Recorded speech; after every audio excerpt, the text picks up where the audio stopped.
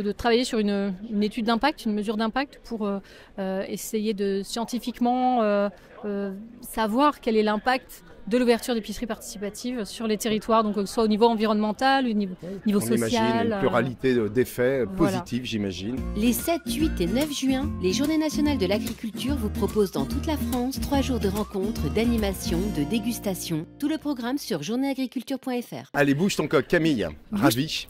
Merci, enchanté Eric. Belle association, créée depuis maintenant à peu près 3 ans et demi. 3 ans et demi, depuis 2021, c'est ça. Il est vrai qu'il faut redonner vie finalement à nos quartiers, redonner vie à nos villages. Aujourd'hui, l'association a quand même une vertu. Je vais te laisser la présenter parce qu'elle est belle, cette vertu. Elle est belle, effectivement. Oui. Bouge ton coq, c'est une association qui est, on peut dire, récente, qui a 3 ans d'existence et qui accompagne déjà 150 épiceries participatives partout en France. Exactement, des épiceries participatives. On va juste s'arrêter sur ce mot-là parce que comment ça marche une épicerie participative, justement?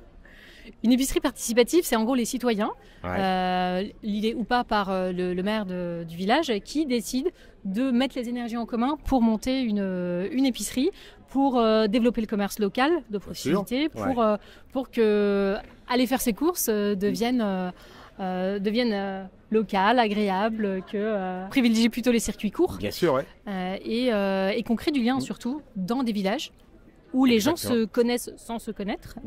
Et à travers cette association qui est montée, l'épicerie participative, les gens réapprennent à se connaître et à faire du lien entre eux. On le voit, double langage, parce que c'est vrai qu'implanter une boutique, ça c'est de la vie.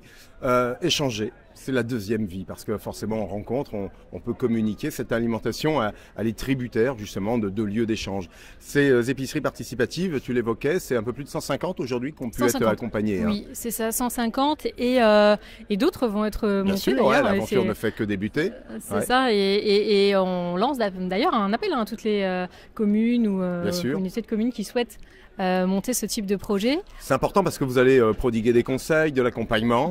On n'est pas à chaque fois garant de tout connaître et c'est bien finalement de s'appuyer sur des dispositifs qui ont déjà éprouvé et qui savent que ça peut se monter facilement. Bouge ton coq lance 2 appels à candidature par an en avril et en octobre. Oui. Et on a pour ambition de faire une petite centaine de réunions publiques à partir de septembre prochain. Formidable. Pour accompagner.